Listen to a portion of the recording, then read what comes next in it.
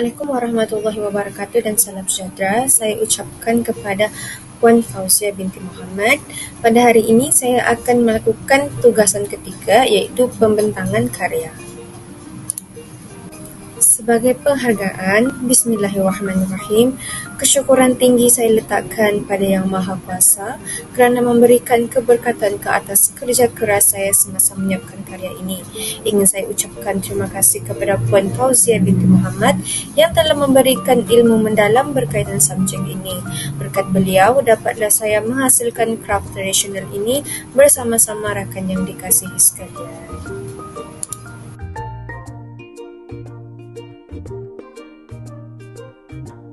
Kita beralih kepada hasil karya yang saya telah hasilkan iaitu karya ukiran kayu. Nama karya saya adalah Badai Telah Berlalu. Alatan dan media saya gunakan adalah kayu julutung, shellac dan varnish. Jenis ukiran yang saya hasilkan adalah ukiran tembuk bersilat.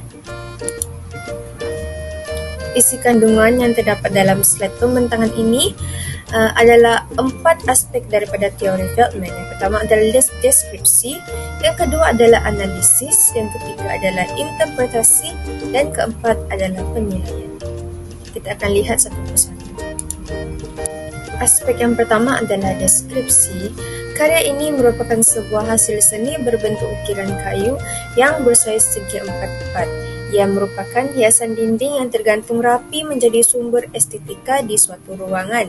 Permukaan karya ini menampilkan motif utama berupa 2 kuntung bunga kala lili sebagai sumber ilham saya, diukir dalam bentuk timbul yang sangat jelas kelihatan dari segi kedalaman dan kontur. Latar belakang karya ini pula diisi dengan susunan bentuk separuh bulatan iaitu hemisfera yang tersusun secara berulang-ulang ataupun secara terbalik dalam grid. Kemudian dia membentuk satu corak geometri yang moden yang menarik. Warna utama yang saya gunakan adalah warna shellac coklat tua, disapu rata ke seluruh permukaan dan selesai dengan lapisan berkilat yang menyerlahkan lagi tekstur iaitu varnish. Karya ini dipamerkan dalam suasana yang tertutup dan kelihatan seperti bilik seni ataupun bilik pameran yang dapat menunjukkan bahawa ia adalah hasil seni yang dihargai dan dijaga rapi. Aspek kedua adalah analisis. Kita analisis dulu pada bahagian unsur seni. Yang pertama, kita ada garisan. Kita dapat lihat garisan digunakan untuk membentuk struktur daun dan corak latar. Garisan beralun dan melengkung dapat dilihat pada bentuk bunga dengan daun lah, memberi kesan organik pada bunga dan daun, manakala garisan geometri pada latar belakang digunakan untuk menunjukkan corak yang moden. Yang kedua adalah rupa organik.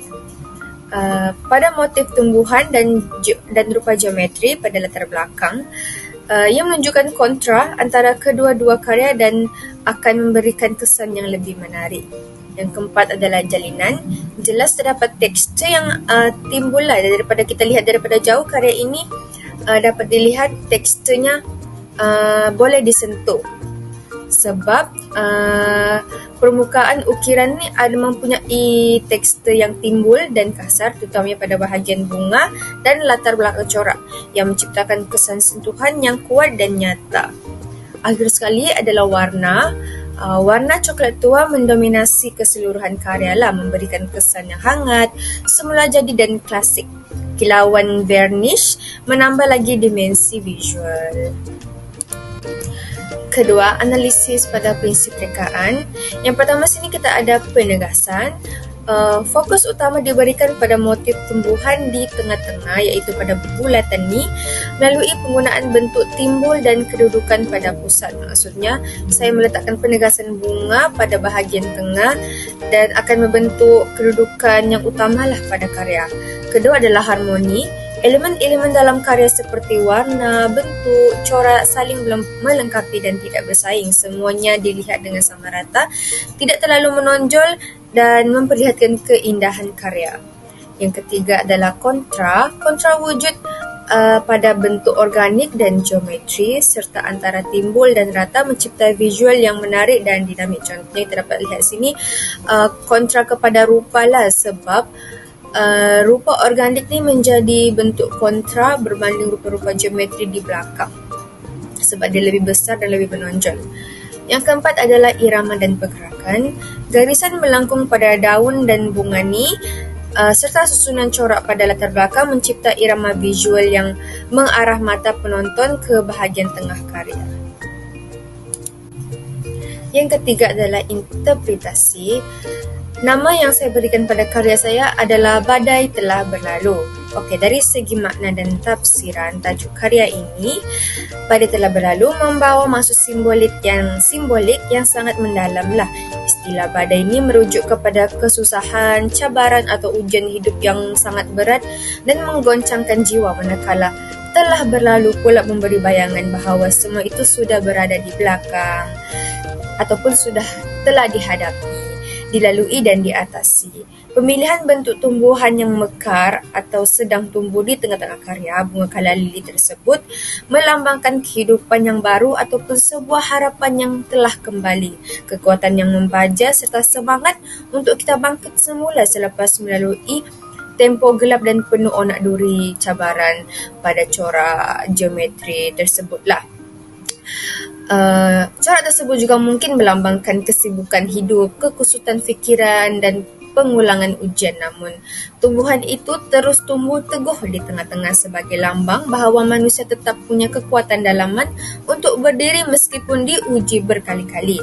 Oleh itu, karya ini berkemungkinan lahir daripada pengalaman peribadi ataupun pengamatan mendalam terhadap insan-insan yang berjaya menempuhi badai dalam hidup mereka. Contohnya, saya relatekan kepada kehidupan saya. Karya ini adalah satu simbolik sebuah kehidupan manusia, iaitu mungkin kehidupan dahulu penuh dengan kesukaran, cabaran dan badai. Kemudian timbullah satu bunga harapan di tengah-tengah hati, menunjukkan satu simbolik yang kuat terhadap harapan yang harus kita lakukan untuk memperbaiki hidup kita. Secara keseluruhan, karya ini merupakan sebuah hasil seni yang bukan sahaja menarik dari sudut visual, malah kaya dengan makna simbolik dan nilai emosi. Teknik ukiran yang digunakan menunjukkan penguasaan kemahiran tangan yang tinggi dan pemahaman yang mendalam terhadap bahan kayu itu sendiri, iaitu bahan saya gunakan adalah kayu jelutong tadi.